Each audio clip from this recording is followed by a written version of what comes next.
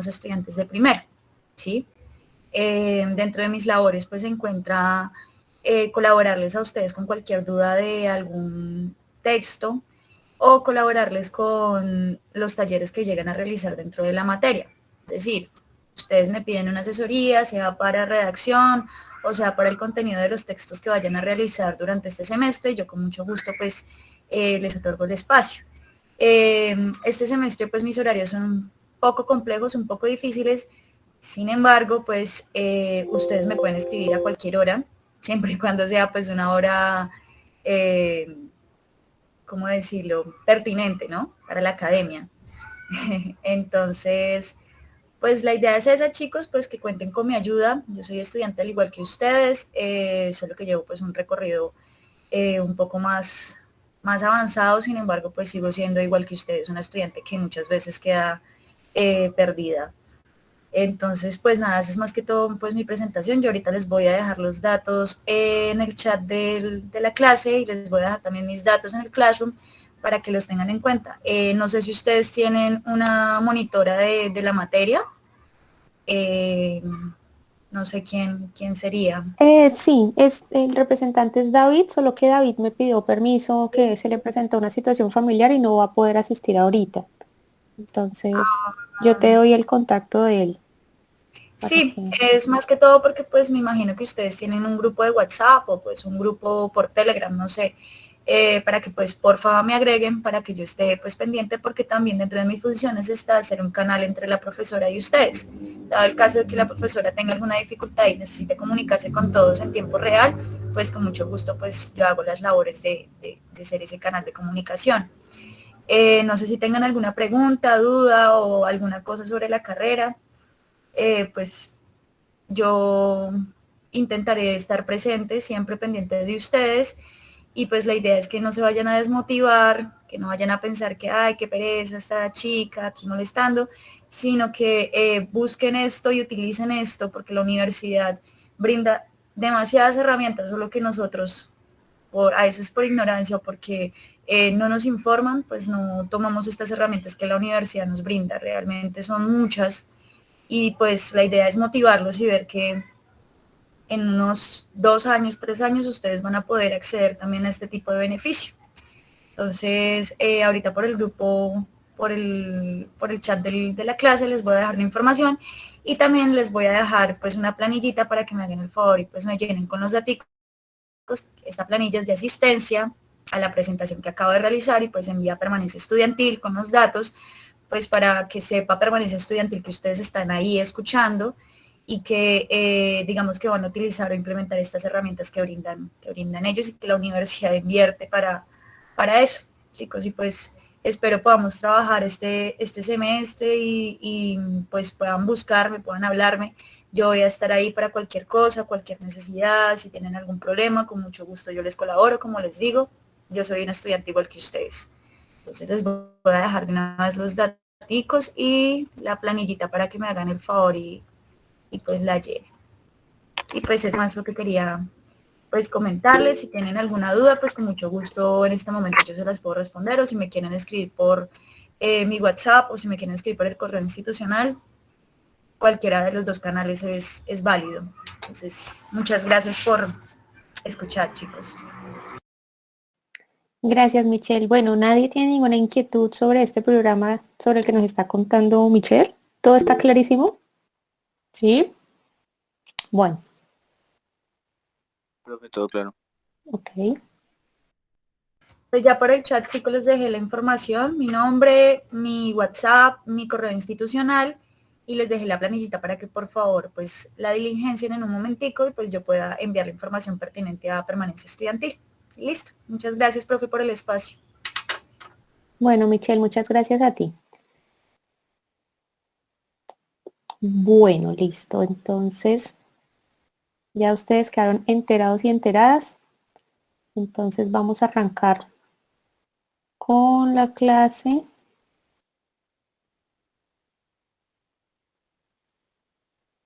de hoy.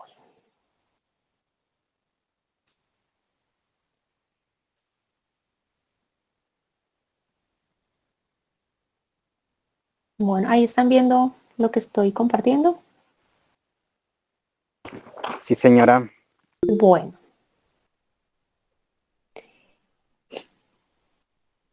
Michelle, yo creo que también podrías poner ese documento de ese formulario en el Classroom para que de pronto los que no estén en esta clase o no alcancen, también lo mismo para el otro grupo. Sí, de pronto. Listo, profe. Vale, muchas gracias. Bueno, entonces vamos a continuar con el tema que estamos tratando. En la primera clase comenzamos a hablar de los géneros discursivos, ¿no? Y pues uno de los autores o el autor que mencionamos, porque hasta ahora para esa clase solo mencionamos un autor, es Mikhail Bakhtin, que lo vamos a tener muy presente. Cuando hablamos de géneros discursivos, estamos hablando de Mikhail Bakhtin, porque él fue quien propuso este nombre, este término o esta categoría para poder comprender esos fenómenos discursivos de nuestra realidad, ¿no? Entonces aquí, para que lo conozcamos en una ilustración, y que sepamos que este autor fue un lingüista y crítico literario ruso que vivió entre 1895 y 1975. A pesar de que ya no es un autor vivo, pues sus aportes fueron muy importantes para el campo de la lingüística, para el campo de los estudios literarios, y ya vemos que también para el campo de la comunicación en general de las ciencias sociales y humanas, ¿no? Entonces tengamos presente ese elemento. Aquí traigo a colación una frase textual de este autor, ¿no? Sobre el tema que nos interesa, y dice: las diversas esferas de la actividad humana están todas relacionadas con el uso de la lengua. También dice el autor, no. Bueno, entonces cuando hablamos del uso de la lengua, no estamos hablando de la lengua como el órgano físico, ¿no?, con el que podemos hablar, sino que estamos hablando de un sistema de comunicación verbal que nos permite interactuar y relacionarnos con otras personas, ¿no? Entonces fijémonos en esto que él ha dicho. Las diversas esferas de la actividad humana están todas relacionadas con el uso de la lengua. Para que nosotros podamos interactuar, relacionarnos, construir comunidad, establecer vínculos en distintos escenarios de nuestra vida, es necesario el uso de la lengua, ¿cierto? De otra manera se nos dificultaría mucho, se nos complicaría mucho establecer este tipo de contactos y construir este tipo de vínculos. Entonces la lengua como sistema comunicativo tiene un papel fundamental en la sociedad, ¿sí? Y no lo podemos desconocer. El autor también dice lo siguiente: el uso de la lengua se lleva a cabo en forma de enunciados orales y escritos, concretos y singulares, que pertenecen a los participantes de una u otra esfera de la praxis humana. Y finalmente dice: cada esfera del uso de la lengua elabora sus tipos relativamente estables de enunciados, a los que denominamos géneros discursivos. Bueno, sobre este punto prestemos bastante atención. El autor está señalando que el uso de la lengua depende del espacio en el cual nos desenvolvamos. Esto lo habíamos mencionado en la clase anterior, pero está bueno recordarlo para que lo tengamos claro. No hacemos uso de la lengua de la misma manera en un contexto que en otro, en un ámbito de nuestra vida que en otro, ¿sí? Y dependiendo de ese uso que hagamos de la lengua, dependiendo de esa forma discursiva que desarrollemos, pues estamos hablando de un género discursivo particular. ¿Qué quiere decir esto? Que el uso de la lengua depende de elementos históricos, ¿cierto?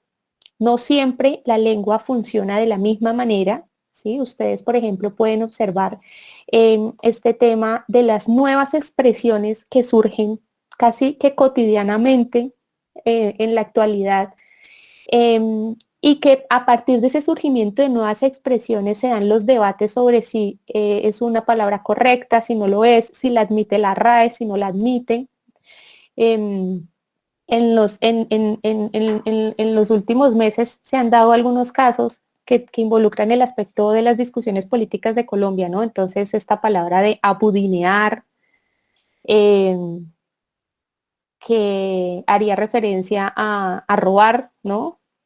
y que hubo una discusión porque en las redes sociales, en Twitter, la página, el perfil oficial de la RAE mencionó como a qué podría hacer referencia ese término, y otra gente se confundió y dijo, no, es que la RAE lo está aceptando y demás, ¿no?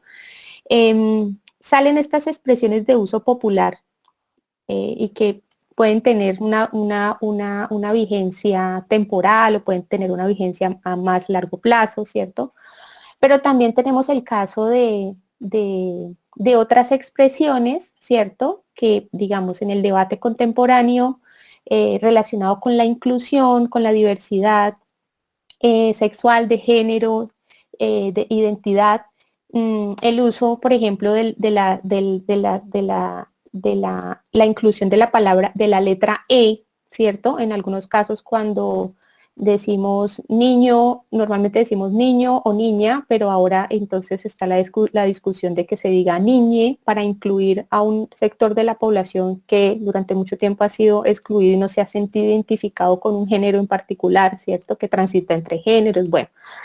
Entonces, la historia, los conflictos sociales, las transformaciones políticas, culturales, religiosas, etcétera, etcétera, inciden en la transformación de la lengua, ¿cierto? Que cuando hablamos de la lengua, hablamos de sistema comunicativo, y en nuestro caso estaríamos hablando de la lengua castellana, que sería la que la mayoría de la población en el caso colombiano usa, aunque hay otras lenguas, pero en este caso hablaríamos de la lengua castellana. No sería estática ni fija, tiene transformación, y la transformación es originada en el entorno social, ¿cierto?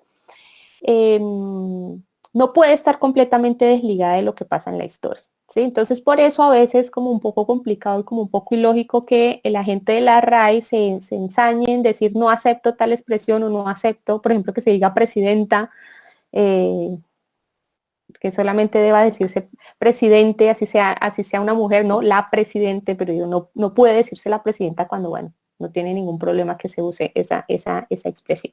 Entonces, ese elemento es importante. La lengua depende del contexto histórico, y los géneros discursivos que se desarrollan en la sociedad también dependen de esa historia, de los conflictos, de las relaciones sociales que se establecen en la realidad y en distintos ámbitos concretos, ¿no?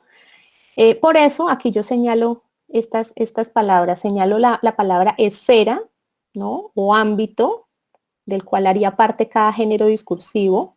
Señalo aquí la palabra uso, porque depende del uso que demos, ¿cierto? Asimismo estamos contribuyendo al desarrollo de un género discursivo, a la transformación de esa lengua. Y señalo aquí la expresión relativamente estables, ¿no? Cuando hacemos referencia a los géneros discursivos, porque ya sabemos que cada género en cada ámbito tiene unas reglas, tiene unos procedimientos, tiene una manera de ser, pero que en todo caso no serían fijos y se transformarían, y no habrían unos límites muy claros entre el uno y el otro, o sea, tan claros, tan categóricos, por decirlo de alguna manera. Entonces habría muchas formas de usar esa lengua y de usar esos géneros discursivos.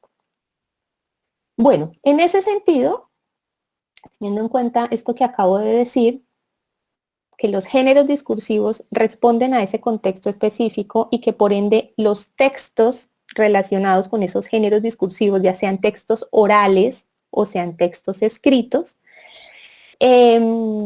están ubicados socioespacialmente, corresponden a una actividad social concreta y adquieren sus características dependiendo de ese tipo de organización o relacionamiento que se desarrolle en ese ámbito concreto, ¿no? Entonces aquí podemos hablar de las instituciones, de gremios o de comunidades. Entonces, por ejemplo, en el caso de comunidades o instituciones o gremios, ¿cierto? Tendríamos aquí 3 casos concretos: el caso, por ejemplo, de un sindicato, el caso de una empresa y el caso del ámbito periodístico o de los medios de comunicación, ¿cierto? Cada uno de ellos sería una organización, una institución, un gremio en específico, si lo queremos denominar así. Cada uno de ellos es un ámbito distinto, y cada uno de ellos tendría su propio conjunto de géneros discursivos, ¿cierto? Que se diferenciarían entre sí. ¿Cuáles son esos elementos que permiten diferenciar esos géneros discursivos? Entonces, el tema, ¿cierto? Que haría referencia también, pues al contenido de ese género discursivo o al objetivo que persigue ese género discursivo. El estilo verbal, la manera como aparecen las palabras, el tipo de expresiones que se usan, el tono en que se usan, la manera como se presenta en esas palabras en ese discurso y la composición o la estructura de ese discurso, insisto, ya sea oral o sea escrito, ¿no? Entonces, un discurso o un género discursivo que podríamos vincular no solamente al sindicato, sino en general a, digamos, las expresiones de organizaciones sociales, organizaciones obreras o movimientos sociales, para que veamos cuáles podrían ser como esas características que tiene ese discurso. A ver.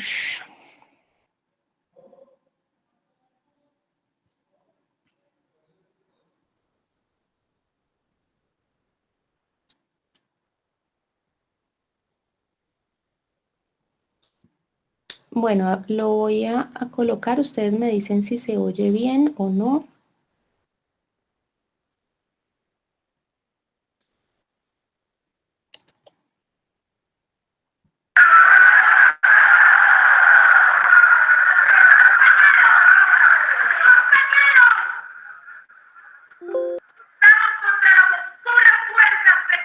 ¿Ahí se alcanza a oír? No, profe, no. Bueno, entonces esperen, lo resuelvo, porque si estamos...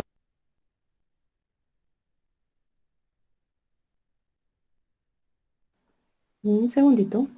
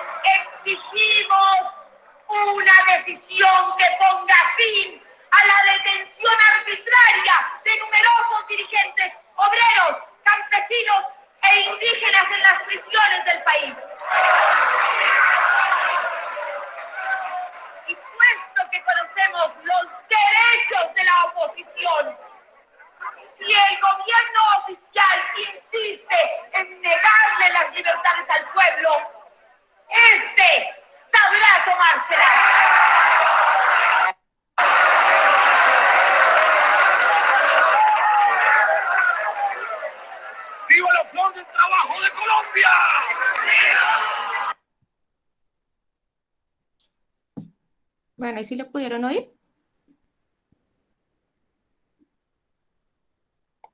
Sí, señora. Uy, sale la publicidad. Bueno, Sí, profe. bueno, ¿qué características tiene ese discurso? Teniendo en cuenta estos elementos, ya les comparto otra vez la ventana. Bueno, revisemos estos 3 puntos que tenemos acá, del tema, contenido u objetivo, el estilo verbal, la composición y estructuración. ¿Cuál sería el tema, contenido u objetivo que tendría este tipo de discurso que acabamos de escuchar?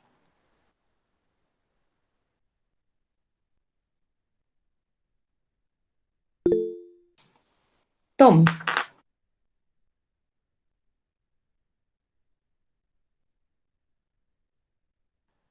Tom. Sí, hola, qué pena, ¿me escucha? Sí. Sí, estaba indicando que el tema pues sería el señalamiento o más bien como la acusación de la opresión que reciben los manifestantes y los opresores, los opositores pues al gobierno. Bueno, en este caso, ¿cierto? Refiriéndonos a este video en concreto, ese sería el tema, ¿no? Pero si pensamos en general en este tipo de discursos, ¿no? Este video es un fragmento de la película sobre María Cano, que para quienes no hayan escuchado de María Cano, ella fue una importante dirigente obrera en Colombia. Y bueno, lo puse como ejemplo porque me parece bastante representativo de este tipo de discurso gremial, sindical, obrero.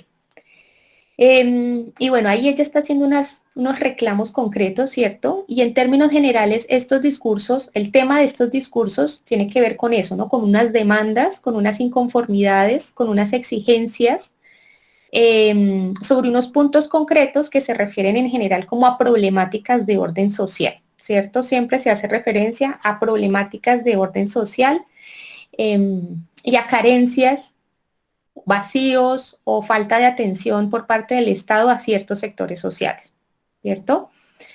¿Cuál es el estilo verbal de este tipo de discurso? ¿Qué palabras se usan? ¿Cuáles son las palabras más recurrentes en este tipo de discurso? O las formas.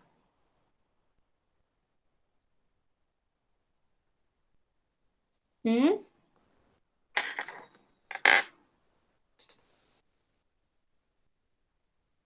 No lo pensemos solamente en este discurso concreto que acabamos de escuchar, sino pensemos si hemos escuchado en otra parte este tipo de discurso, ¿no? Porque estamos hablando de un discurso político, ¿cierto?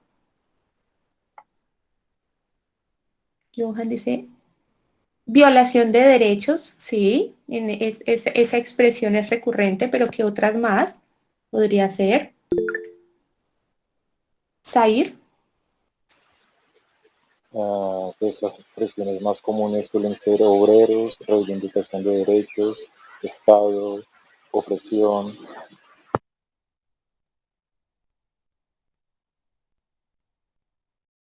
muy bien. ¿Qué más?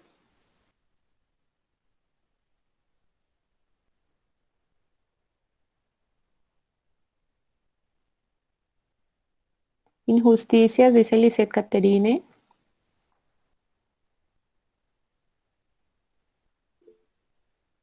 Una posición fuerte al hablar cuando se expresa de forma oral, ¿no?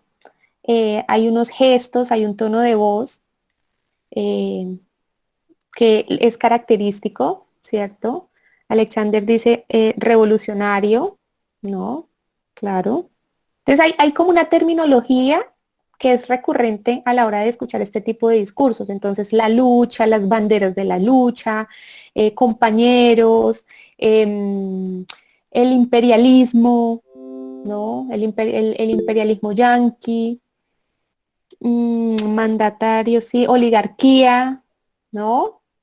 Hay unas palabras que las vinculamos con este tipo de discurso. Entonces, por ejemplo, acá tenemos un ejemplo de este tipo de discurso también, pero lo tenemos un ejemplo escrito. Aquí puse como dos fragmentos de un comunicado del sindicato FECODE, ¿cierto?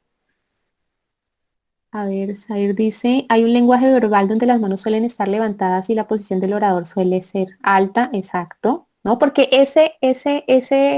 decir, aquí ya pasamos no solamente al tema, sino al objetivo de este tipo de discurso, es ganar aliados, ¿cierto? Es decir, decirle a la gente, pilas, mire esta situación en la que estamos, súmense a esta pelea porque pues hay que dar esta pelea, bueno, o súmense a este reclamo, ¿cierto? Entonces uno de los objetivos de ese discurso es ganar adeptos, ganar más gente que apoye la causa, pero también es reclamar, exigir a un Estado, a un gobierno, ¿cierto? Dependiendo del espacio, si es departamental o es local o es regional, lo que sea, en donde se estén haciendo esos reclamos, ¿cierto? Entonces, tema, problemas sociales, ¿no? Violación de derechos, problemas, carencias, etcétera. Objetivo, ganar adeptos y llamar la atención, exigir cumplimiento, exigir X y Y al Estado, ¿no? Ya estamos viendo estos términos recurrentes, estas expresiones en el discurso oral, pero también están en el discurso escrito. Entonces, ¿alguien podría ayudarme a leer estos dos párrafos que aparecen aquí en la diapositiva de este comunicado de FECODE?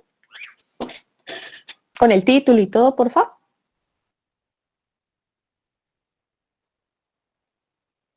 No todos a la vez, por favor.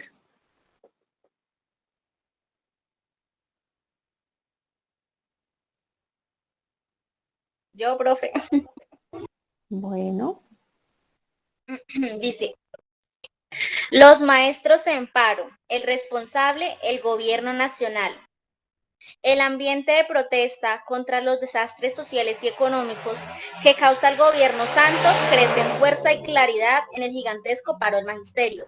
En los más que justos paros cívicos del Chocó y Buenaventura, reprimidos con saña y en decenas de movimientos de diversos sectores, todos ellos cansados de creer en promesas y notificados de la demagogia que al mismo tiempo que los hace víctimas de los desafueros estatales, los indica de ser culpables de la postración de Colombia.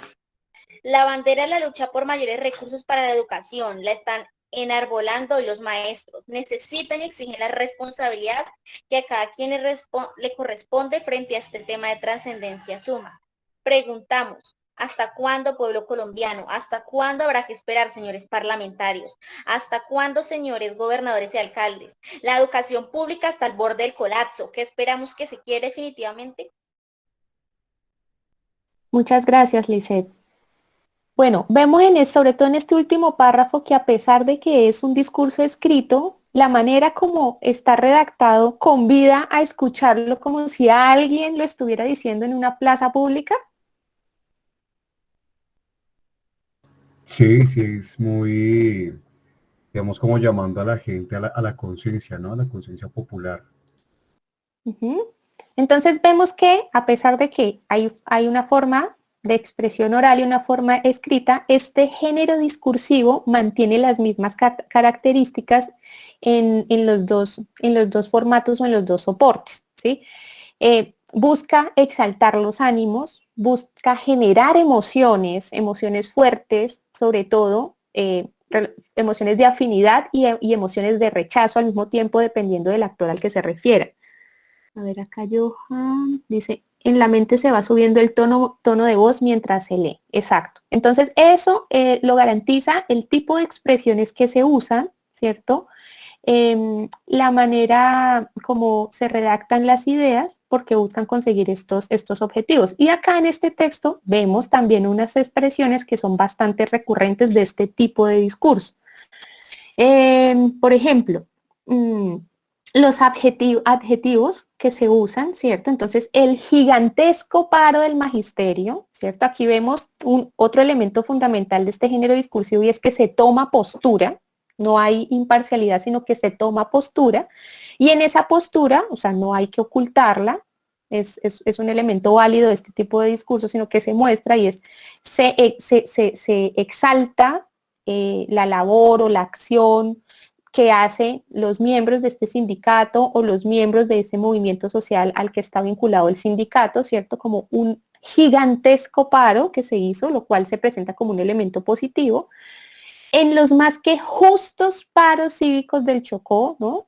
La justicia de esas reivindicaciones que se desarrollan en esos departamentos, y acá viene una expresión que también, o sea, este tipo de palabras son muy características de este discurso, reprimidos con saña, ¿no? Entonces ya se está refiriendo al accionar del actor con el cual hay animadversión, ¿cierto? Que sería la fuerza pública o sería el Estado, perdón. Y se usan estas expresiones, ¿no? De la represión, es una palabra también que se usa mucho. La demagogia, ¿no? Desafuero estatal, la bandera de la lucha, etcétera, etcétera, ¿no? Entonces vemos, si escuchamos este tipo de expresiones, ya sabemos a qué género discursivo se está haciendo referencia, ¿no? No lo vamos a confundir, difícilmente lo vamos a confundir con otro tipo de género discursivo, ¿bien? Si miramos otro caso, a ver si esta ventana. El otro caso de género discursivo, bueno, acá yo había incluido bueno, antes de que pasemos al otro caso de género discursivo, me faltaba hacer referencia a la última característica, ¿no? Que es la composición y la estructura de este género, de estos discursos, que no necesariamente va a tener este orden de presentación, pero sí va a contener estos elementos, que es la presentación de un problema, que puede ser social, económico o político, la presentación de las causas de ese problema, es decir, la interpretación que ese movimiento, ese sindicato, esa cooperativa, ese gremio hace de esa realidad, porque eso es lo más importante de esos discursos. No solamente está este problema, sino que hay una interpretación. ¿Por qué cree ese sindicato o ese orador que se está presentando ese problema? ¿Sí? Y hace énfasis en esas causas de ese problema, ¿no?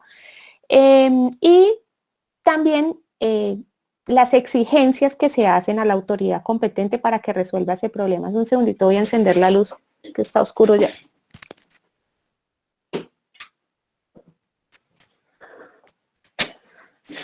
Listo. Bueno, entonces ahora vamos a ver otro ejemplo de género discursivo.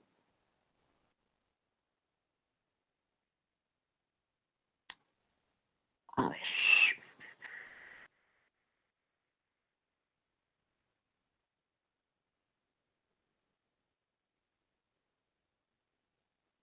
Me toca hacer aquí el ajuste tecnológico para que puedan ustedes escuchar bien. Un segundito, por favor.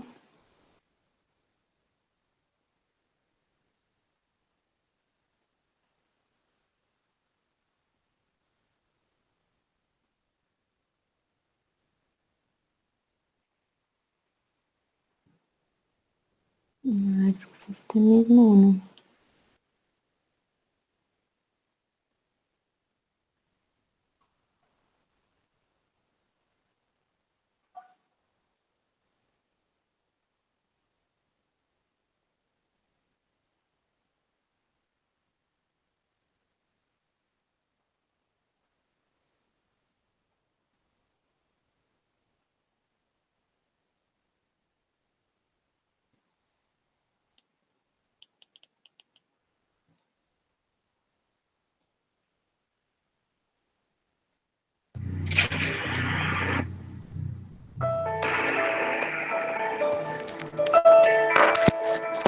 Nuestro crecimiento no, nuestro crecimiento no es producto de la casualidad. No es producto solo de las ideas. Es producto de un compromiso que se hace acción, que se vive día a día y que no conoce límites. Es un compromiso que trasciende las fronteras. Los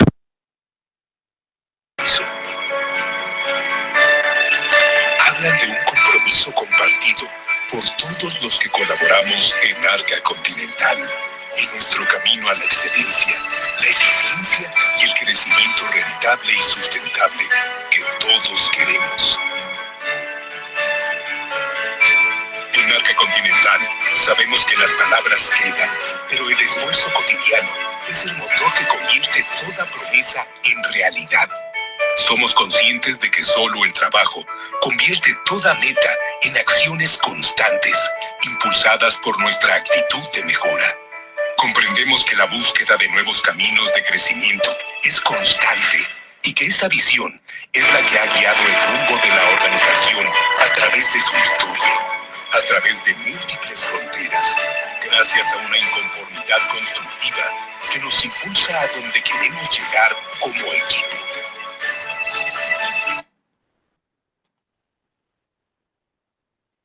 Bueno, ¿alcanzaron a escuchar algo? Sí, señora. Sí, señora. Señora. Bueno, ¿qué diferencia este discurso, en este género discursivo, que vamos a ver qué género discursivo será, y el anterior?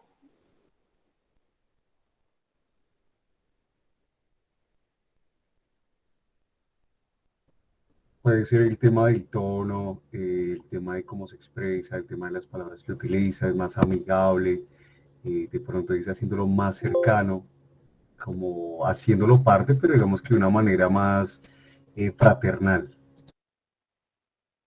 Sí, el tono es claramente muy distinto, ¿sí? El tono y las expresiones que se usan. Aquí Johan, ¿así se pronuncia tu nombre, Johan? Sí, sí, Johan o Fernando, cualquiera de los dos. Bueno, Fernando, mueve sentimientos de colaboración, empatía, ponerse la camiseta. Bueno, entonces aquí estamos hablando, muy bien, de un género discursivo que está más vinculado al tema de lo empresarial, de lo corporativo, de lo publicitario, ¿sí? Un género discursivo completamente distinto del que acabamos de mencionar, que es género discursivo más de un gremio sindical, obrero, etcétera, etcétera. Entonces, ¿cuál es el tema? ¿Y cuál es el objetivo que persigue este género discursivo empresarial, corporativo, publicitario? Más allá de este tema concreto de este discurso que acabamos de oír, sino en general del discurso empresarial, ¿cuál es el tema y cuál es el objetivo que perseguiría?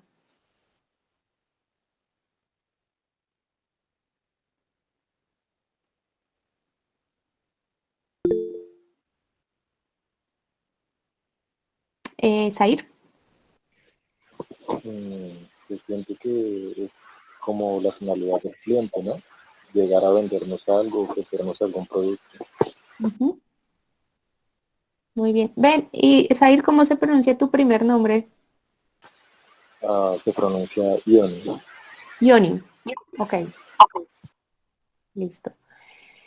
Muy bien, entonces está este tema, ¿cierto? De la presentación de una empresa o la presentación de una marca, y no solo la presentación, sino el posicionamiento, y la presentación y posicionamiento de un tema, de una marca, de un servicio, ¿sí? De un producto hacia el cliente. Y para eso, entonces, el estilo verbal es bastante distinto al discurso gremial y sindical. ¿Qué expresiones, así como vimos unas expresiones muy recurrentes y muy comunes del discurso sindical, qué expresiones muy recurrentes aparecen en este discurso corporativo y empresarial? A ver, de lo que alcanzamos a oír y de lo que recordamos de otras publicidades que hemos visto en televisión o en otros lados. ¿Qué palabras? Aquí ya alguien mencionó una. Fernando mencionó este tema de ponerse la camiseta, es una expresión muy de este discurso empresarial, de la empatía. ¿Qué otras expresiones podemos identificar? A ver. Yo les ayudo ahí con una. La eficiencia. ¿Qué más podría ser? Juan Pablo. También habla mucho en conjunto, ¿no? Como el trabajamos juntos, lo lograremos juntos, entonces se incluye como a todas las personas. Exacto. El discurso gremial sindical también busca como generar esa idea de existencia de una comunidad, ¿no? Pero digamos la manera como invita a conformar esa comunidad es distinta sobre cuáles serían las acciones. Exacto, acá me aparece. Sara dice cumplimiento, ¿sí? Alexander dice unión. Andrés Mauricio, equidad, ¿sí? Otra palabra que suena mucho en estos discursos es calidad, por ejemplo, crecimiento, excelencia, emprendimiento. A ver. Bienestar. Ideas relacionadas con el hogar y la familia. No sé cómo sería ahí que ideas relacionadas con el hogar. ¿Podrías explicarlo mejor?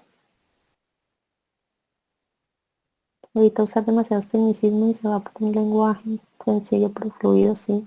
Somos los mejores, sí, efectivamente, ¿no? Bueno, entonces ahí vemos, cada uno tiene como su grupito de palabras, como su bolsita con las palabras que más va a usar. Y ahí uno lo puede distinguir y lo puede diferenciar de otros. El tono, ya lo habíamos dicho, el tono es distinto, es como más amable. En términos de la estructura o la composición, los elementos que tendría este tipo de discurso o este género discursivo sería como, o sea, no en este orden, pero sí aparecen la presentación de los valores de la empresa, ¿no? y sobre todo de los beneficios que esta empresa, esta marca, este producto, este servicio da a el cliente, no solamente al cliente, sino que a la sociedad entera, ¿no? O sea, fíjense en ustedes que ahora la publicidad de estas marcas es eso, ¿no? Como el bien que le hacemos a la sociedad, o sea, nuestro producto, nuestra empresa no es solo este producto, nuestra empresa es más que este producto y da unos beneficios, no solo a nuestros clientes, sino a todo el mundo entero y demás, etcétera, etcétera. A ver, estamos contigo, no te abandonamos, hemos crecido juntos, ya, sí, así en ese término de la familia, ya, sí, estoy de acuerdo. Todos ustedes hacen grande la empresa porque la compañía se debe a ustedes como colaboradores. Exacto. Esa es la tónica de ese tipo de discurso, como vengan para acá, todos somos juntos, hermanos, miembros de la misma familia y todos lo vamos a hacer con amor y con mucho trabajo, por supuesto, ¿cierto? Pero con amor, con fraternidad, ¿cierto? A diferencia del otro que es como vamos a pelear, vamos a combatir este régimen. Régimen es otra palabra que usa bastante el género discursivo sindical. Acá no estamos hablando de cuál es mejor, cuál es peor, no lo estamos valorando, estamos viendo las diferencias, ¿cierto? Listo. Entonces, a ver, que me estaba compartiendo yo esta presentación.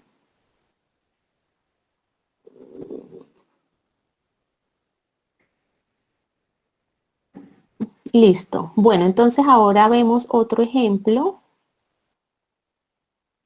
que tiene que ver con el género discursivo periodístico o de los medios de comunicación, que ya lo mencionamos en la clase anterior, que dentro de este género discursivo muy amplio aparecen lo que denominamos los géneros periodísticos, que ustedes lo van a ver en otro curso, van a aprender a hacerla, a escribirlos y demás. Aquí solamente lo vamos a conocer muy rápidamente para distinguirlo de los otros géneros, y ya hemos mencionado algunas características. Voy a ampliar un poquito esto para que se vea mejor. Listo. Bueno, ¿alguien me puede ayudar con la lectura del titular, el sumario y el primer párrafo, por favor? Jennifer. Mujeres indígenas protagonistas en la COP26. Entre los últimos temas que se discutieron en la cumbre de cambio climático, hubo uno que fue el centro de atención, la necesidad de proteger a los pueblos indígenas. Conversamos con los líderes que se robaron el protagonismo. El pasado viernes, cuando las negociaciones de la conferencia de cambio climático estaban en su recta final, ultimando los detalles del acuerdo que guiará el rumbo del planeta con los próximos años, un grupo de más 200 científicos publicó un informe conjunto. Se habían unido para estudiar el estado de la Amazonía. Su principal conclusión no podía ser más desalentadora. Esa región, protagonista en la COP26, se acerca al punto de inflexión.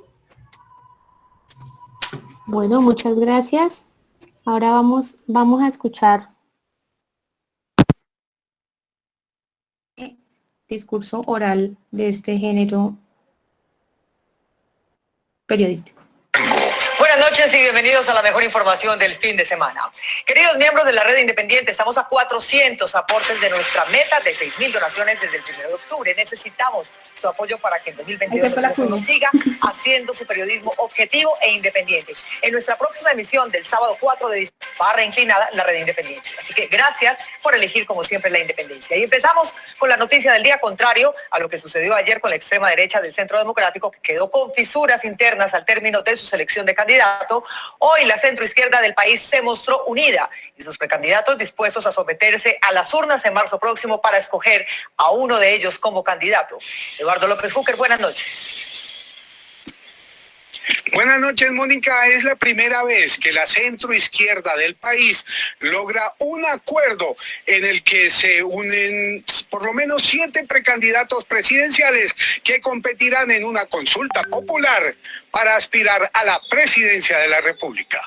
Durante 8 horas, los compromisarios de diferentes partidos del centro y de la centroizquierda estuvieron discutiendo los mecanismos y la forma como se adelantará la consulta popular el próximo 13 de marzo en las elecciones para Congreso. Tenemos muy buenas noticias para todos los colombianos.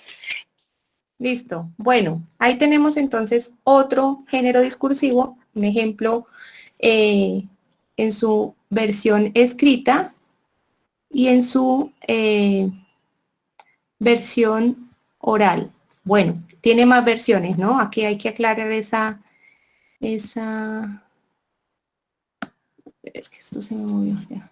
Bueno, ¿cuáles serían las características de este género discursivo?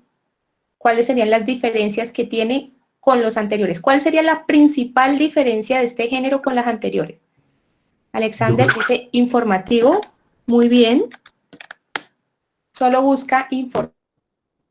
Estamos hablando del género noticioso, porque si nos metiéramos con otros géneros periodísticos de opinión, como las columnas, como el editorial, ahí ya estaríamos, digamos, en otro terreno, pero acá estamos hablando del género noticioso que hace parte del género discursivo periodístico. Entonces, sí, estamos hablando de la intención de informar. ¿Qué otra característica lo diferenciaría categóricamente de los otros? Daniel, Alejandro. Profe, es como un género que es muy imparcial, ¿no? Es muy informativo, al ser informativo, pues no tiene un bando como tal, sino trata de ser siempre muy neutro. Exacto, esa es la principal diferencia. Aquí hay que tratar de mostrar la verdad de los hechos. Aquí hablamos de la verdad periodística, porque si nos ponemos a hablar de la verdad en otros ámbitos, hay discusiones sobre si la verdad existe, si hay una sola verdad, sobre todo hay varias verdades, pero la verdad periodística sí existe en términos de que hay cosas que ocurrieron y cosas que no ocurrieron, ¿sí? Acá dice Fernando, busca argumentar directamente de la fuente. Es claro, presenta un hecho noticioso y busca, pues en el caso de los medios que son más responsables y que hacen mucho mejor su trabajo, entonces buscan un equilibrio de fuentes y buscan proporcionar la mayor cantidad de información verídica sobre ese hecho. A diferencia de los anteriores discursos que toman postura, uno toma postura frente a las reivindicaciones o las organizaciones sociales desde las cuales se enuncian estos discursos y otro que toma postura sobre la empresa, de una postura a favor de esa empresa y de esa marca, porque quieren pues vender más, etcétera, etcétera. Ahí hay una postura clara, acá no. Acá hay una imparcialidad. En el caso de este texto, por ejemplo, que aparece como noticia en el espectador, ahí se presentan unos elementos muy concretos que en el género discursivo estarían, o en el género noticioso estarían resumidos en las preguntas de qué, cómo, cuándo, dónde, por qué, ¿no? Sobre un hecho. ¿Qué fue lo que pasó?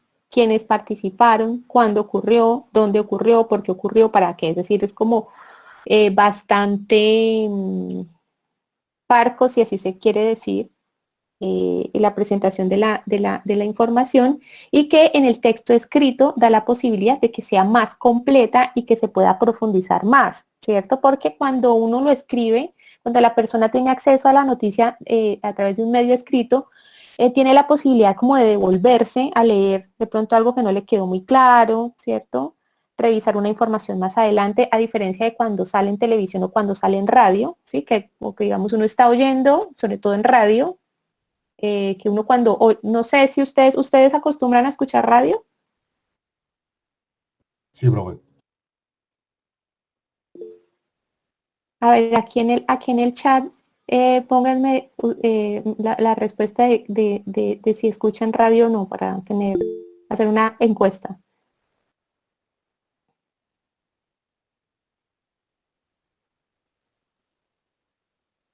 Bueno, acá mencionan que podcast, aunque podcast tiene una diferencia importante con la radio, ¿no? Quienes oyen radio, ¿qué tipo de radio oyen?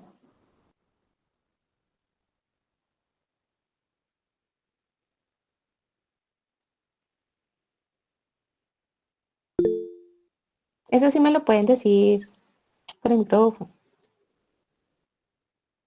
Profe, pues yo suelo escuchar radio comercial, Ujú. pues la más popular de todas es la radio comercial. Ok, gracias. ¿Quién más? ¿Alguien escucha noticias? Emisora de noticias, por ejemplo. Entonces, acá no es para criticar a nadie ni nada de eso, es solo para saber. Bueno, radio informativa, informativo de día y de noche. Ah, ya. Ok. Listo. Bueno, para quienes han escuchado radio noticiosa, radio informativa, se habrán dado cuenta que, o sea, bueno, en general, uno cuando va a escuchar radio, uno no se sienta a escuchar radio, ¿no? Como, espere que voy a sentarme aquí media horita a escuchar radio, ¿no? Y como que solamente está escuchando radio, no, lo mismo que con los podcasts. Uno pone podcast o pone la radio mientras está haciendo otra cosa, para sentirse, personalmente a mí me gusta mucho para sentirme acompañada, si estoy sola, y bueno, porque me gusta estar escuchando que estén hablando ahí, sobre todo cuando hay conversación, si es una buena compañía, que uno termina riéndose con la gente que está hablando ahí, que está echando chistes y tal, y bueno, se siente bastante acompañado. Cuando presentan elementos, digamos, de orden noticioso y demás, uno puede estar prestando atención, pero si, digamos, está escuchando radio, está lavando la loza, entonces hubo una cosa que, ay, no alcancé a escuchar y uno no puede decir, oiga, espérese, repita lo que dijo porque no, no escuché, que uno lo puede hacer con el podcast, que, ay, no entendí, entonces lo devuelve.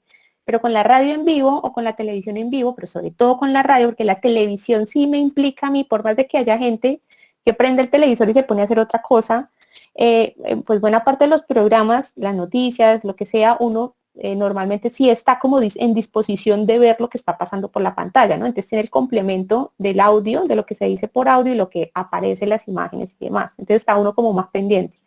Con la radio no, ¿cierto? Hay que esforzarse un poquito más, imaginarse, uno se pierde algunos datos por algún ruido, si está lavando la loza, abro la llave o la licuadora, bueno, lo que sea, no permite oír, y por eso la radio, el discurso de la radio es bastante repetitivo, ¿sí?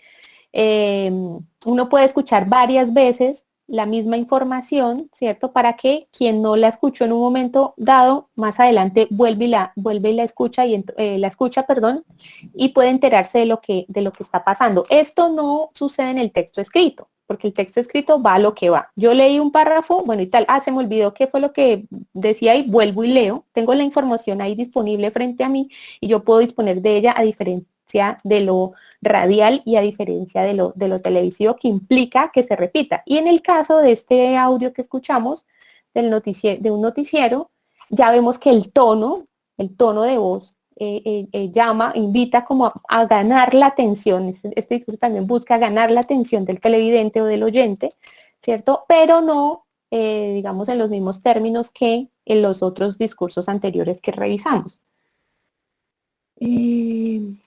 Ya, esto lo había leído. Entonces, el tema y el objetivo de este discurso informativo es informar sobre un suceso de la realidad, contarle a la gente qué pasó sobre algo, qué situación ha ocurrido y demás.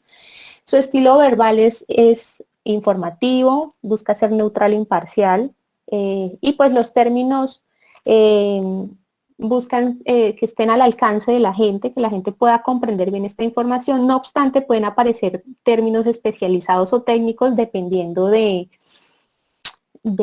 tema que se trate, ¿cierto? Entonces, por ejemplo, con este tema del COVID, con el tema de la pandemia, pues se tuvo que poner sobre la mesa en los medios de comunicación el tema un tema de alguna manera más complejo, que la gente debía conocerlo, pues para poder entender todo lo que estaba pasando, ¿sí? Entonces empezamos a tocar el tema de qué es un virus, cómo funciona el virus, qué es una pandemia, cómo se configura una pandemia, cómo se transmite este virus, cómo funcionan las vacunas, ¿no? Cómo funcionan los estudios que se llevan a cabo para poder lograr conseguir una vacuna, ¿cierto? Entonces ahí el género discursivo periodístico tuvo que incorporar a su terminología elementos especializados de la medicina, de la epidemiología, bueno, etcétera, etcétera. Elementos del discurso científico, ¿no? O elementos del género discursivo de la medicina, ¿cierto? Porque si pensamos en ese género discursivo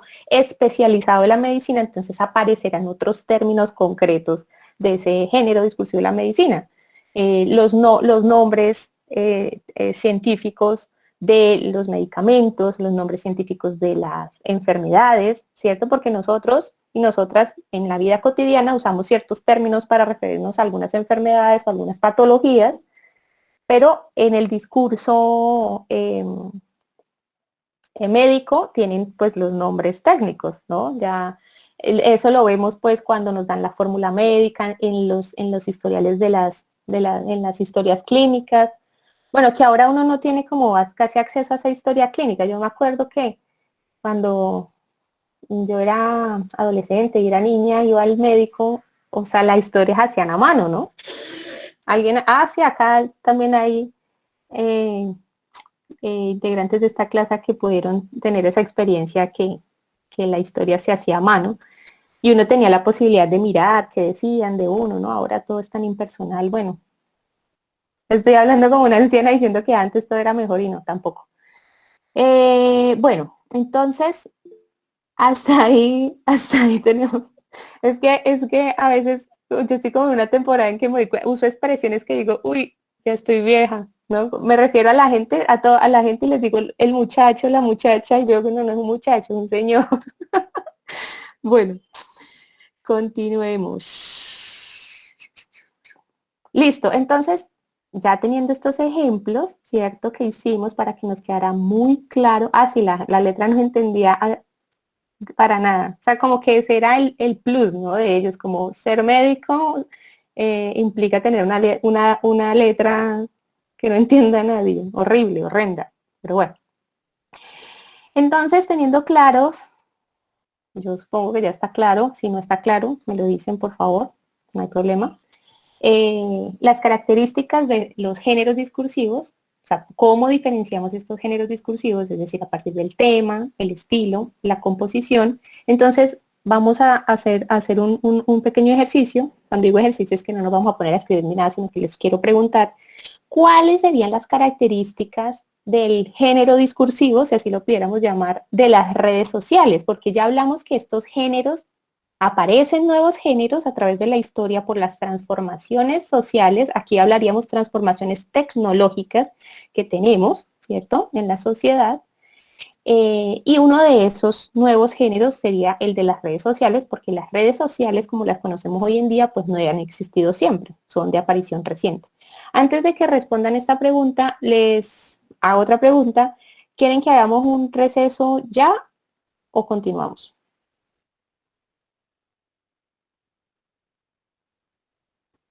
Pero si quiere, continuamos. ¿Sí? Un procesador estaría bien.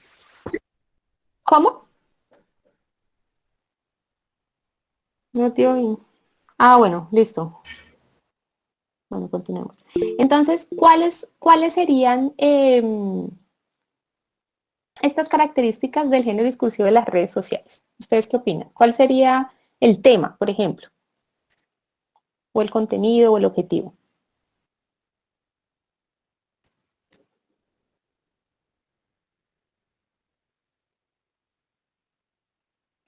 Pero no hablen todos a la vez porque imagínense. Humor, memes, audiovisual, lo de moda. Muy bien, ¿qué más? Entretenimiento.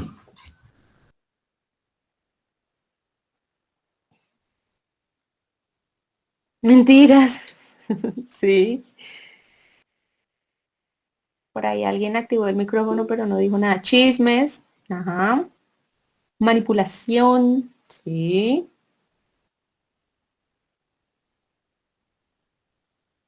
O sea, eso quiere... Dime, sí. Pues yo iba a decir, profe, yo creo que tiene una característica diferente porque aquí se puede combinar tanto el tema de audio y el tema visual, porque se maneja mucho tema de imágenes, videos, audios, entonces puede entrelazar y digamos como que puede ser que un mensaje se pueda difundir a más gente por diferentes tipos de canales. Muy bien, da muchas más posibilidades, ¿cierto?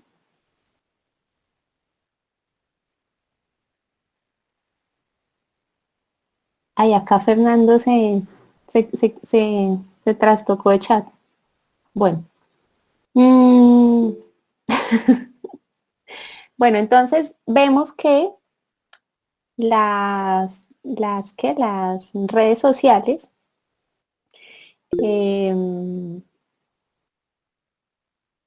aprovechar las caídas ajenas tienen una amplitud, ¿no? En términos de que se trata un montón de temas, ¿cierto?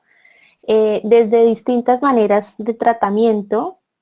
Y aquí, digamos que habría como una forma distinta de usarlas, es decir, como que habría una forma más popularizada de usar estas redes sociales que le darían la principal característica de forma al discurso de las redes sociales, que sería la manera como desde nuestra cotidianidad las usamos con nuestras amistades, ¿no? Con la familia, en términos de compartir información de una complejidad pues menor, ¿no? Para el tema de los memes y demás, que nos da más libertad de lo que otros géneros nos proporcionarían, ¿no? Entonces, si nosotros estamos conversando, también depende del ámbito en donde usemos esas redes sociales, porque estas redes sociales también son usadas por gente que hace parte de una comunidad discursiva periodística, ¿no? Y usa el género discursivo periodístico para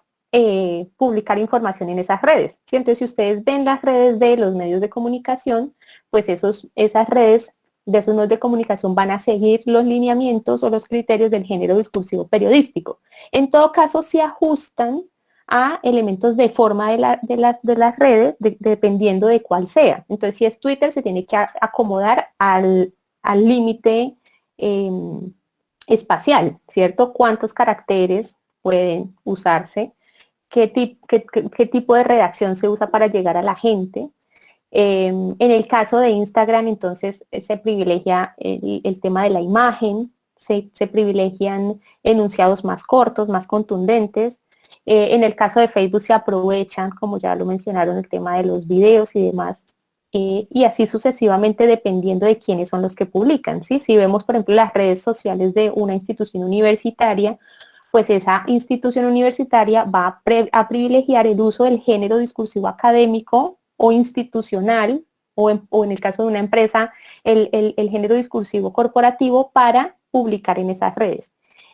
En todo caso, si revisamos el uso convencional, el uso popular de esas redes, pues ahí hay más libertades en términos de que no se le exige a la gente que tenga buena ortografía, no se le exige a la gente que tenga buena redacción, ¿no? Predominan, si miramos esto del estilo verbal, habría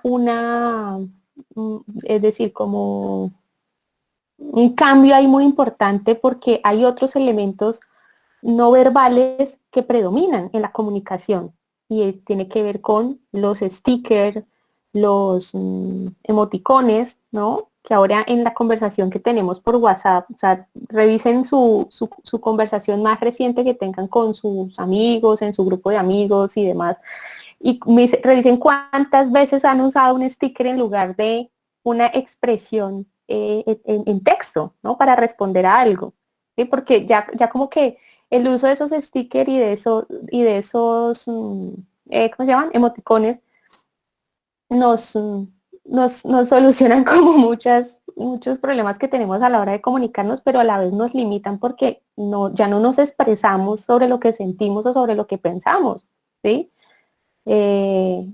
Hay conversaciones que uno tiene por los chats y que uno dice, bueno, ¿y yo ahora qué le respondo a esta persona? Bueno, le mando una carita ahí sonriendo y ya, chao, ¿no? O le mando, no sé, un sticker, cualquier sticker. Y eso ha transformado de manera contundente nuestra forma de comunicación por escrito, ¿sí? Y esa es la principal limitación, o sea, está bueno para las conversaciones cotidianas, pero eso nos genera bastante problema cuando queremos complejizar nuestra escritura y cuando queremos complejizar nuestra expresión oral discursiva e involucrarnos en el discurso académico, porque el discurso académico tiene unas características completamente distintas a estas a las que estamos acostumbradas y acostumbrados de forma cotidiana a toda hora en el celular, en las redes, etcétera, etcétera. Y ahí es donde tendremos que hacer un esfuerzo importante, ¿no? Una recomendación que yo les hago, aunque todavía no nos vamos a meter en el tema de la escritura, primero vamos a revisar la cuestión de la lectura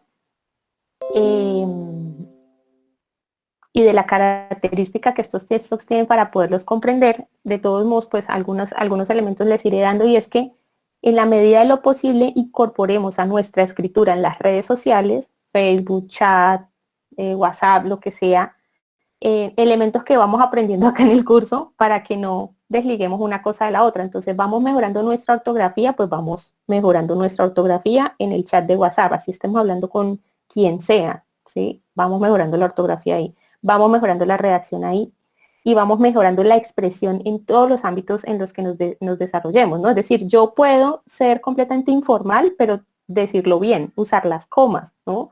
Es más contundente echar un chiste usando una buena puntuación, porque la otra persona va a entender el chiste, ¿sí? Y no lo va a malinterpretar, o bueno, sí, no lo va a entender ni siquiera. Bueno, entonces,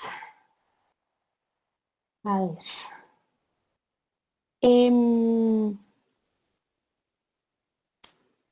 Aquí ya entramos entonces a mirar unos elementos muy generales del género discursivo académico, es decir, toda esta presentación de ejemplos de forma detallada es para que veamos que pues en la cotidianidad estamos expuestos y expuestas a una cantidad de géneros discursivos, ¿cierto? Que conocemos, que entendemos, que distinguimos,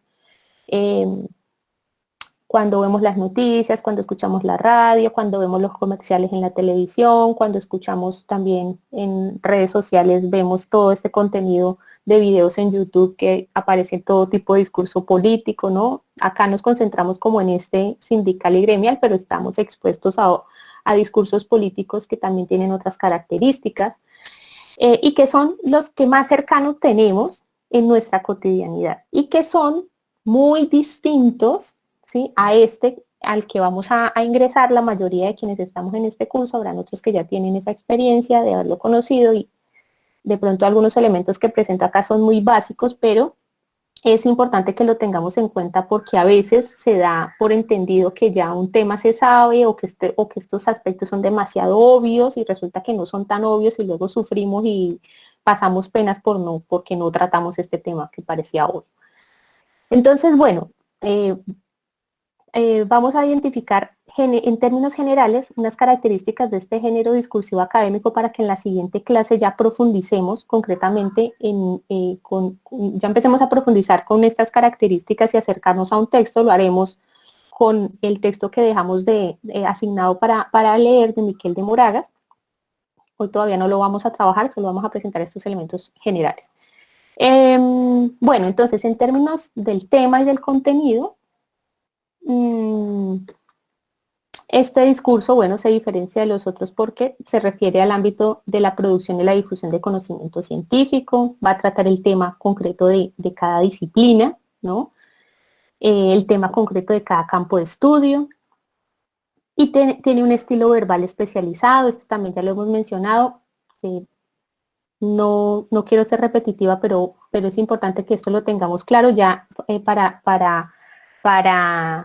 las clases más posteriores a esta. No vamos a repetir esto, pero esto es necesario que quede claro.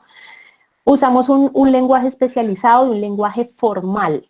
Aquí el género discursivo académico tiene, en relación con el informativo, alguna similitud, y es que lo que se promueve es que sea de alguna manera imparcial. Esto tiene discusiones que más adelante veremos, pero la postura predominante es que debemos ser lo más imparciales posibles, en términos de que si vamos a defender algunas ideas, pues tenemos los argumentos y las pruebas empíricas para sostenerlas, y no porque nos inventamos. Es decir, aquí viene el tema de la ética, de que nos inventamos cosas, o de que tergiversamos cosas, o de que robamos cosas, pues que no sería lo correcto. Y Bueno, sobre el género discursivo académico, decir que hay varios tipos de textos, también los veremos en la próxima clase. En todo caso, señalar que hay unas características propias de este género discursivo y que tiene que ver con que siempre va a haber un diálogo en esos textos que abordemos, siempre va a haber un diálogo entre autores y autoras, ¿cierto? Los autores y autoras de cada campo del conocimiento digamos que aportan definiciones, aportan metodologías, formas de abordaje, formas de interpretación, y esto es importante cuando hablo esto de las formas de interpretación porque tiene que ver con el hecho de que en la ciencia y en la academia no hay una sola postura o no hay una sola forma de definir un mismo tema o un mismo fenómeno. Siempre hay distintas formas de ver un mismo fenómeno, ¿cierto?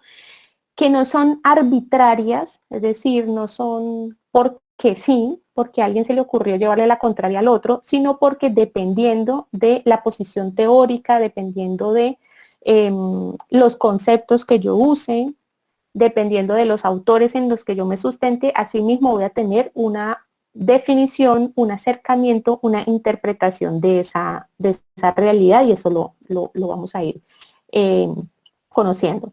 Entonces, aquí en esta parte enumero una serie de elementos que aparecen en la mayoría de los textos, no en todos, y es la estructura de este documento que tiene una introducción, ¿cierto? Es decir, en un primer momento al lector o a la lectora se la ubica en el tema que se va a tratar, ¿cierto?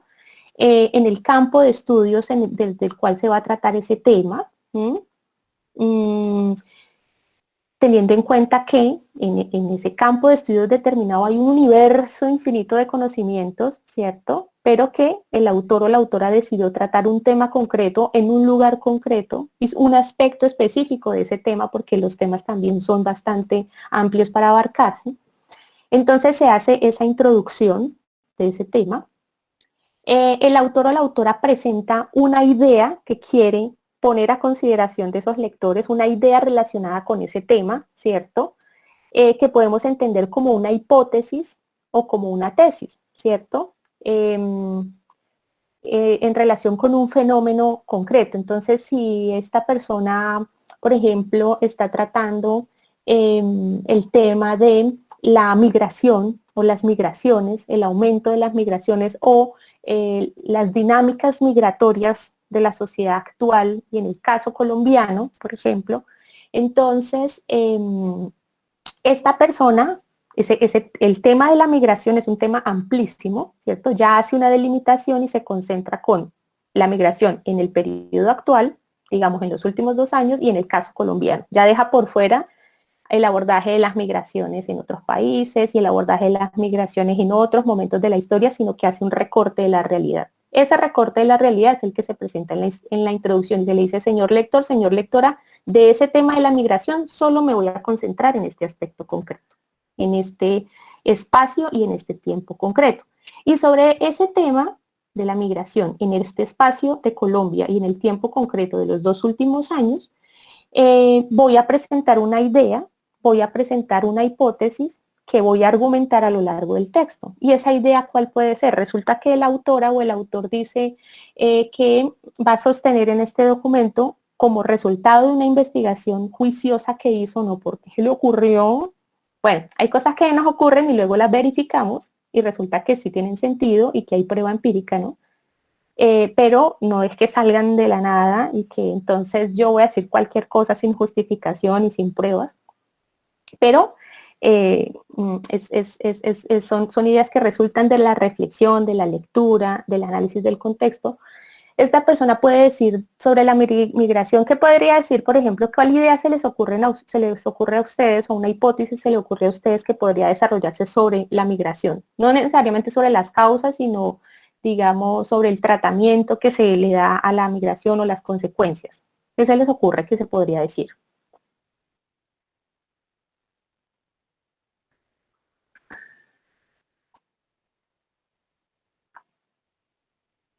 Nada. Por ejemplo, bueno, Zair. Bueno, por ejemplo, que las personas en el proceso de inmigración no suelen perder una parte de la identidad del lugar de donde viven. Said, discúlpame, es que te estoy oyendo muy pasito. Sí, entonces acércate más al micrófono. ¿Me escucha mejor, profesor? Y ahora sí, un poquito mejor, pero trata de hablar muy duro. De acuerdo. Bueno, como ejemplo, los procesos de inmigración, que pues las personas suelen perder pues una parte de la identidad que tienen del lugar de donde salieron, ¿no? Y otra es que suelen aferrarse mucho a la colaboración o a la empatía con sus nacionales o personas que sepan que son del mismo lugar. Gracias. Sí, es decir, ahí tú estarías mencionando el tema de las redes de apoyo, ¿no?, que construyen las personas migrantes en los sitios a donde llegan. Entonces, un ejemplo de una hipótesis que podría desarrollar un autor o una autora sobre este tema de la migración es, por ejemplo, no sé, estos son solo ejemplos y para que vamos comprendiendo cómo se articulan estos textos, podría ser algo así como las migrantes, mujeres venezolanas que llegan a la ciudad, al territorio colombiano, establecen unas redes de apoyo con mujeres colombianas que tienen tales características en las ciudades tales y tales, ¿no? Es decir, ahí ella desarrolla una hipótesis sobre esa construcción de vínculos y esa hipótesis tendría que argumentarla y probarla a lo largo del texto. Veamos acá, alguien más me levantó la mano ahorita, ¿quién fue?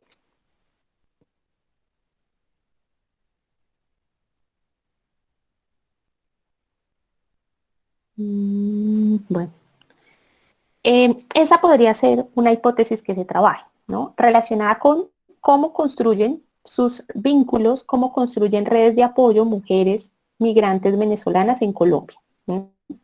Esa autora o ese autor tendría una idea acerca de esa construcción de los vínculos, pero también podría desarrollar otra hipótesis, como por ejemplo, cuáles son los actos de discriminación, ¿cierto? Cómo se evidencian, cómo se manifiestan los distintos actos de discriminación y xenofobia hacia población migrante en la zona norte de Colombia, ¿no? Una clasificación o una tipología de esas formas de discriminación que aparecen, ¿cierto?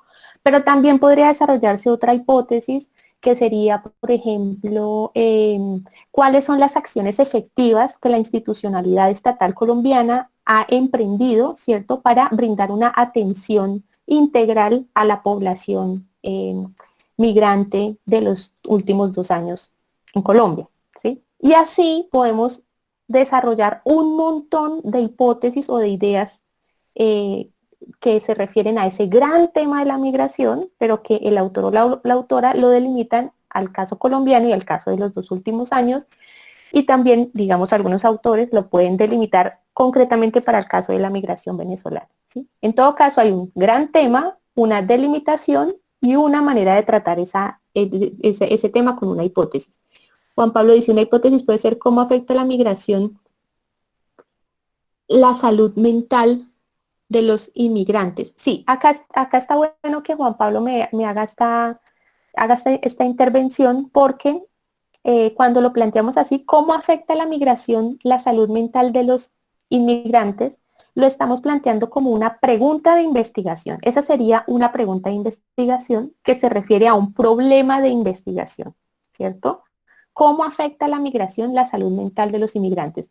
La hipótesis sería la posible respuesta a esa pregunta, y es la posible respuesta que el autor o la autor postulan como respuesta acertada a esa pregunta, ¿cierto? Y la argumentan como el resultado de la investigación que hicieron. Es decir, al comienzo de una investigación nos formulamos esa pregunta, diseñamos una investigación para ver cómo podemos responder a esa pregunta, que por ejemplo, lo primero que uno pensaría es, bueno, pues vamos a consultarle a los propios migrantes, a las migrantes, pero también vamos a consultar al personal de salud mental que ha tenido vínculos o interacción con la población migrante para ver qué información nos da, pero también vamos a buscar bibliografía sobre ese tema, pero también vamos a buscar estudios oficiales sobre ese tema, es decir, ahí lo vamos buscando y después de realizar esa investigación llegamos a conclusiones. Y la conclusión es que el principal problema que afecta la salud mental de los inmigrantes es el enfrentamiento que tienen a acciones de discriminación y de xenofobia de la población receptora, ¿no? Esa puede ser una hipótesis que trabaja el autor frente a esa pregunta de investigación, que uno de los principales factores que afectan la salud mental de los inmigrantes son las acciones de discriminación y de xenofobia que los colombianos o las colombianas tienen en contra de ellos, ¿cierto? Entonces, el desarrollo del texto va a ser la argumentación de por qué esa hipótesis es válida, ¿sí? Y esa argumentación que incluye prueba empírica es demostrar datos de la vida real, de la vida cotidiana que sustentan esas conclusiones a las que llega o esa hipótesis que tiene el autor o la autora. Dice Lisette, otra podría ser ¿cómo afecta la migración de venezolanos al empleo en Colombia? Esa sería una pregunta de investigación, ¿no? Como lo mencioné, así como Juan Pablo le preguntó cómo afecta la migración la salud mental de los inmigrantes. Esta sería otra pregunta de investigación de cómo afecta la migración de venezolanos al empleo en Colombia. Bueno, esta pregunta no sería tan políticamente correcta, ¿cierto? Porque ya estamos de entrada diciendo que los migrantes generan un problema, ¿no? Al interior del país. Entonces uno podría formular la pregunta de otra manera, ¿no? Entonces, ¿qué dinámicas, qué transformaciones, qué impactos tiene en el empleo o en las cifras de empleo, en el funcionamiento del empleo en Colombia, el fenómeno de la migración venezolana, ¿cierto? O la incorporación de, no me gusta mano de obra, fuerza laboral migrante en la economía colombiana, ¿cierto? Esa sería una pregunta de investigación y luego habría una hipótesis que se desarrollaría en ese trabajo. Fernando dice las actividades que deben hacer los migrantes para conseguir el dinero diario para su manutención. Eso sería también no estaría formulado como pregunta, pero si lo formulamos como pregunta, ¿qué actividades deben hacer los migrantes para conseguir el dinero diario para su manutención? O que más allá de formularla así sería como cuáles son las alternativas o los mecanismos que ponen en marcha los y las migrantes venezolanas para subsistir en Colombia, no sé qué tal. Y la respuesta, la posible respuesta a esa pregunta sería una hipótesis. La hipótesis se confirma o se refuta con los resultados de nuestra investigación. Y eso es lo que se presenta en estos textos académicos, ¿no?, que vamos a empezar a trabajar. No todos los textos académicos tienen estos elementos así de concretos que yo estoy presentando, pero sí varios de ellos y luego vamos a ir viendo las diferencias. Otro elemento que aparece en el discurso académico es la presencia de algo que se llama el marco teórico, ¿no? El marco teórico es el monstruo del discurso académico. Es el monstruo come estudiantes. Es el monstruo que ataca a los tesistas y a las tesistas. Mira, Michelle lo dice, es un monstruo feo y horrible. No, mentira. Es un monstruo, porque el marco teórico se convierte en monstruo porque a la mayoría de la gente a las que el monstruo del marco teórico nos hizo sufrir, no nos hablaron del marco teórico en el primer semestre de la carrera, ¿no? Entonces ustedes son personas muy privilegiadas que desde este primer semestre le están hablando del marco teórico, les presentan el marco teórico, entonces ustedes pueden volverse amigos y amigas y hasta mejores amigos y mejores amigas del marco teórico y no van a sufrir en el futuro cuando tengan que hacer una investigación. Hoy no vamos a profundizar en el marco teórico, pero sí vamos se los presento o les menciono la existencia de ese marco teórico, que es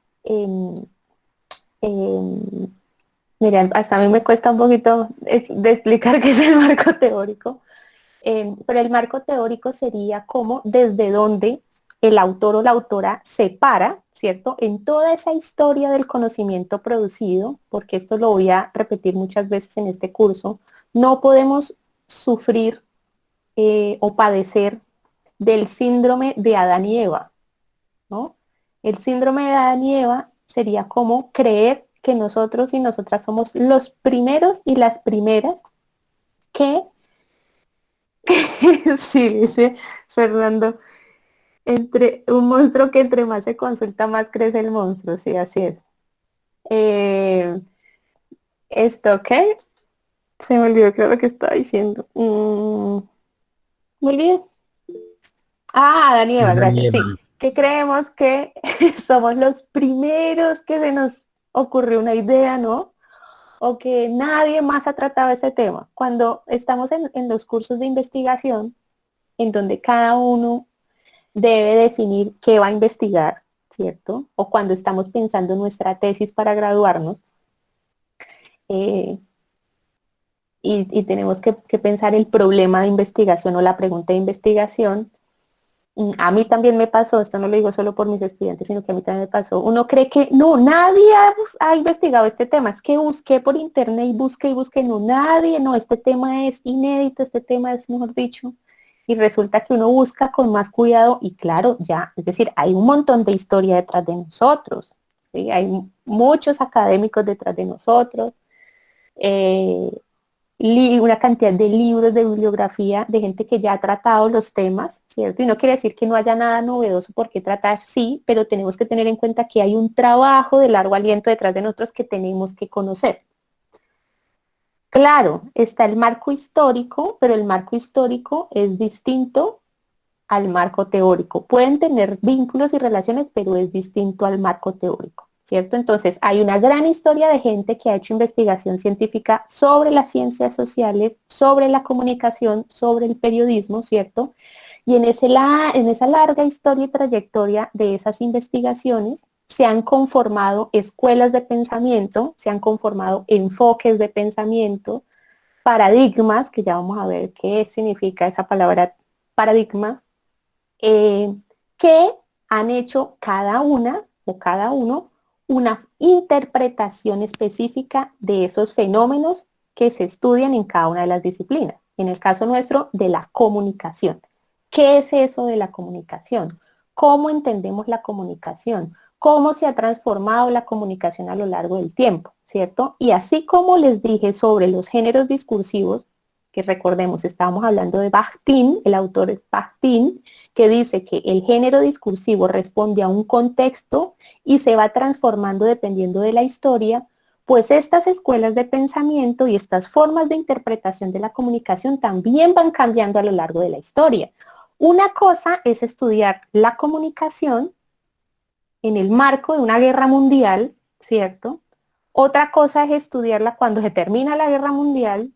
Y otra cosa es estudiarla cuando no existen las redes sociales y no existe el internet, ¿cierto? Que solo existe la televisión o en el momento en que aparece el cine. Y otra cosa es estudiar la comunicación ahora que tenemos este montón de elementos de comunicación y de información y de desinformación, ¿cierto? Cada momento histórico me pone unas nuevas variables, unos nuevos términos, unos nuevos problemas y fenómenos que hacen que esa investigación sobre comunicación se transforme, se complejice, se articule con otros conceptos, etcétera, etcétera, etcétera, ¿no? Entonces, esas escuelas van surgiendo dependiendo de esas épocas, ¿cierto? Dependiendo de la necesidad. Ya ustedes van a ver que durante las guerras mundiales la necesidad de entender este tema de la comunicación aparece por la necesidad de ganar la guerra, ¿cierto? Y más adelante otros elementos históricos también van a incidir en esa transformación de esas escuelas y cada una de esas escuelas va a tener unas herramientas conceptuales, ¿cierto? Va a tener una postura sobre esa realidad que se va a diferenciar en alguna manera de las otras. Entonces va a haber unas disputas. Unos piensan que la cosa es por un lado, otros piensan que la cosa es por otro lado, ¿cierto? Entonces habrían no bandos, ¿cierto? Pero sí escuelas de pensamiento. Luego surgirá otra escuela de pensamiento que articule lo que piensan estas escuelas que son distintas y presentará una alternativa. ¿Sí? Y habrán unas escuelas que superan definitivamente a otras, que hacen que las otras ya no tengan tanta validez, pero hay otras escuelas que son viejitas y que todavía perduran ahora.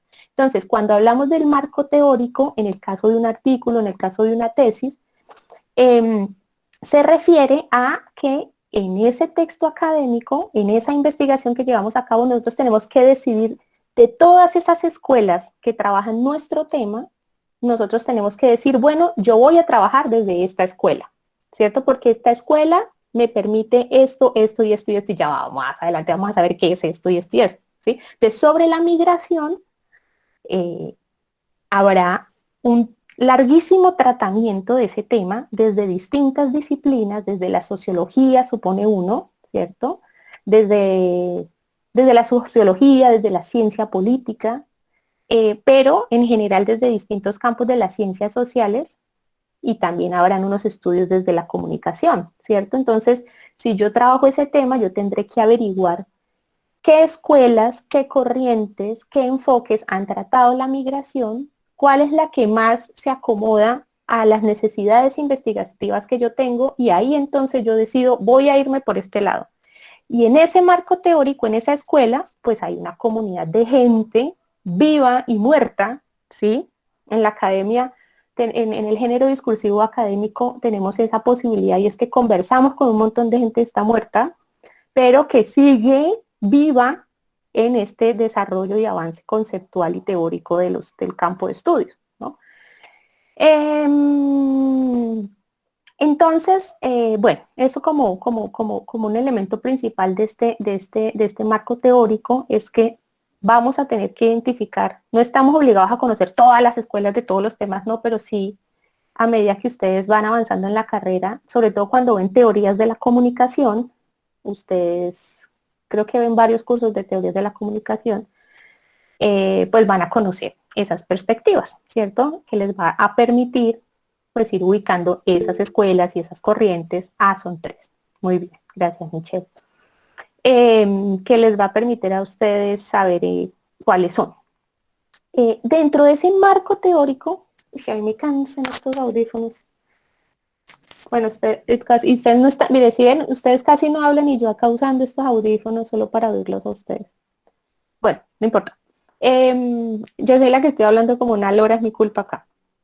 Bueno, para ya ir cerrando esta clase, decir que en ese marco teórico, donde hay unas escuelas de pensamiento, también hay un marco conceptual, que serían los conceptos, los términos, ¿cierto?, que van a permitir desarrollar efectivamente nuestra investigación, ¿cierto? Entonces, no hay una, así como, no, eso no lo hemos visto todavía. Esa variabilidad en el uso de la lengua, ¿cierto?, nos permite que un mismo término tenga varias definiciones, ¿cierto? Y dependiendo del contexto en el que lo desarrollemos, pues vamos a hacer referencia a una definición o a otra definición. En el caso del marco conceptual, digamos, en el caso de este trabajo que estamos hablando de la migración, nosotros y nosotras tendríamos que decir cuál es la definición de migración que quiero trabajar, ¿sí? Porque podremos encontrar distintas definiciones de migración. Por ejemplo, revisando como otro tema, que es como un ejemplo más claro para este tema del marco conceptual, cuando desarrollamos investigaciones sobre el conflicto en Colombia, ¿no? Vamos a encontrar, revisando la bibliografía, revisando las escuelas y demás, que hay distintos términos para hacer referencia a las confrontaciones armadas, ¿sí? Que una cosa es una guerra civil, que otra cosa es una guerra internacional, que otra cosa es un conflicto político-militar, que otra cosa es referirse a lo que ocurre en Colombia en términos de guerra contra el terrorismo. Otros preferirán usar el término conflicto armado, ¿sí?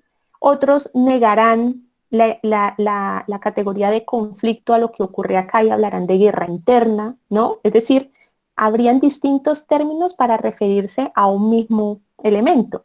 Y, digamos, también teniendo en cuenta la transformación histórica de esa confrontación armada. Una cosa es hablar del conflicto armado, el conflicto político-militar, que algunos denominan así, que se desarrollaría a partir de la confrontación bélica entre guerrillas de origen comunista o de origen,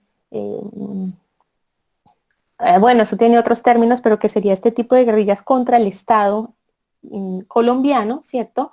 Sería un tipo de conflicto diferente al que se desarrolló antes de esa época y que en eso hay un acuerdo importante entre los investigadores y las investigadoras de denominar ese periodo de confrontación entre liberales y conservadores como la violencia con V mayúscula, ¿no? Una cosa es esa violencia y otra cosa es el conflicto que se genera después, ¿no? Entonces, aquí vamos a aprender que debemos ser muy cuidadosos y cuidadosas con el uso de esos términos, ¿cierto? No podemos usar de forma indiscriminada, por un lado, conflicto armado, por otro lado, la violencia con V mayúscula, por otro lado, guerra interna. No, hay que decir, en esta investigación vamos a entender la confrontación entre las guerrillas de las FARC y el Estado colombiano como conflicto armado. ¿Y qué vamos a entender por conflicto armado?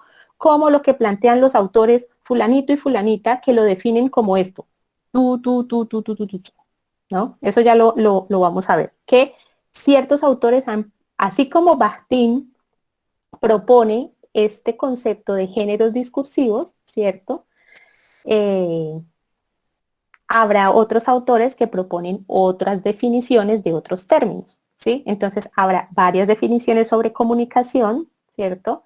Que cada autor o cada escuela tendrá una definición de comunicación que irá transformándose a lo largo del tiempo y que nosotros vamos a decir, bueno, yo necesito en mi investigación trabajar con este concepto de comunicación y no con este porque este es bastante restringido. Por ejemplo, hay unas nociones que se restringen solo a lo mediático y hay otras que involucran la comunicación de una forma más amplia, ¿no? Que tiene en cuenta los elementos de relacionamiento social, cultural, bueno, y esos ya verán ustedes las diferencias. Entonces aparecerán estos elementos en los documentos académicos. Y bueno, muchas cosas más que iremos desarrollando a lo largo del curso. Yo creo que ya podemos dejar hasta aquí para no agotarlos y agotarlas mucho. Y bueno, nosotros como estamos un poquito corridos porque no tuvimos la clase anterior, porque me pusieron esa reunión a la que tuve que asistir, entonces nuestra próxima clase es el martes, ¿verdad? A las 4.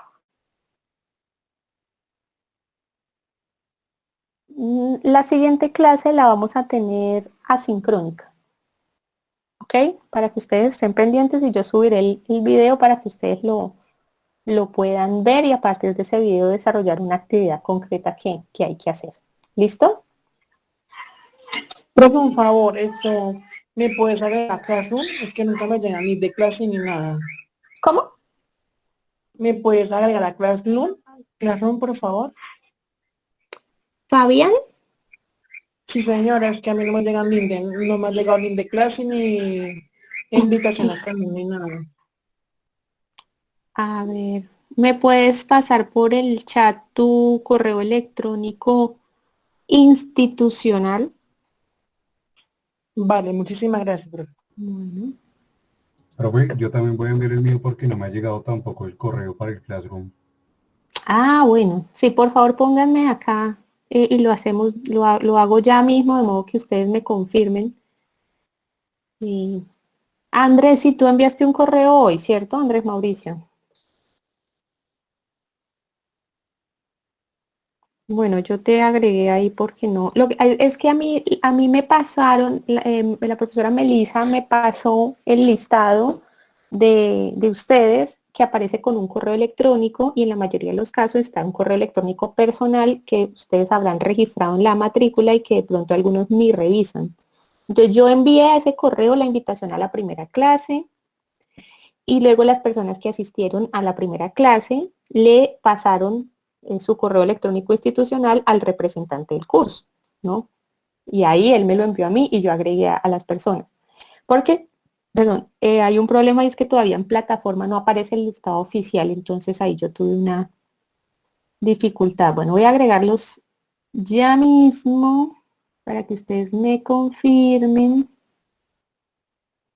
si sí aparecen o no. Ay, no, ¿qué estoy haciendo?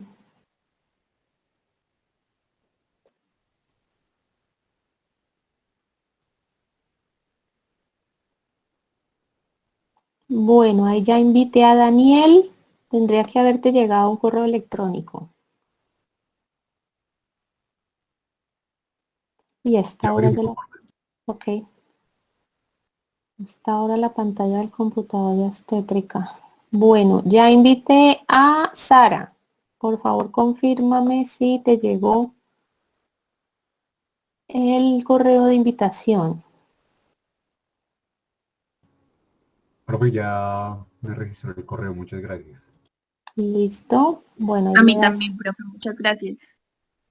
Bueno. Alexander Guzmán. Ya estás, Alexander. Alexander, ¿estás ahí?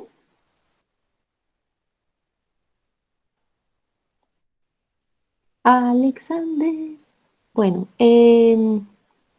Johan Fernando.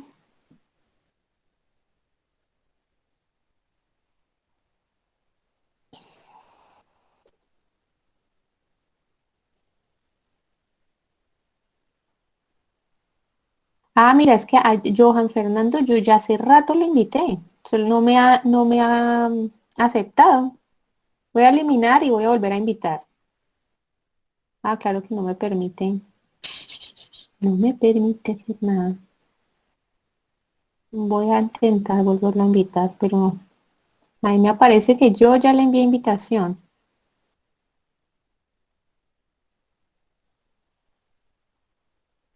Y ahí le di invitar y quedó como en espera. Bueno, vamos a ver. Bueno, voy a dejar de grabar.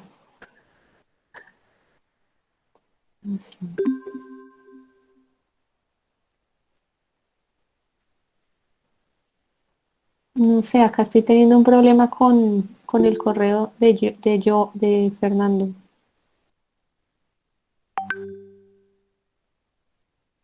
A ver qué. No, el Classroom lo envía automáticamente ese correo. Yo supongo que lo envía desde mi correo institucional, que es MDR López S. Pero, no, mira, se me quedó ahí como... Voy a intentar resolverlo ahora y entonces en todo caso estás pendiente de que te llegue el correo y de que aceptes. Si no aceptas, no te deja ingresar nunca. Profe, espera, lo intento yo a ver si de pronto puedo. Bueno.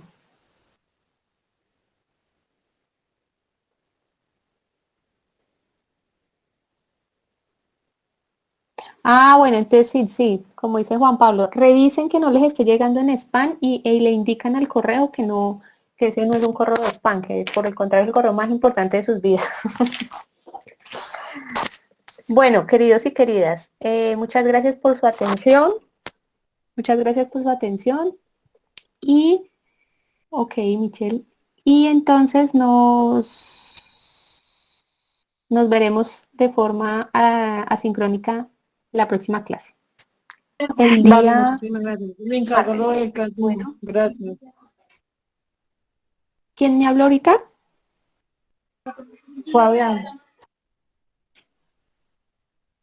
Fabián, pero Fabián, ¿ya me enviaste tu correo? Sí, señora. No, Fabián, no me lo enviaste. Por el chat. No me parece. Ponme el correo institucional por el chat, Fabián. Ya, Fernando, le acabé de enviar la invitación. Vale, listo. Ya lo envié, profe. Gracias. Ay, bueno, Michelle, gracias. A ver, entonces agreguemos aquí a Fabián.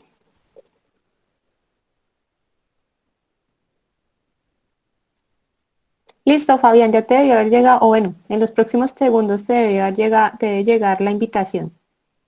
Vale, Ya sé. muchísimas gracias. ¿Listo? Bueno, Ah, con ya gusto. llegó. Listo, entonces acéptala. Vale, gracias. Bueno.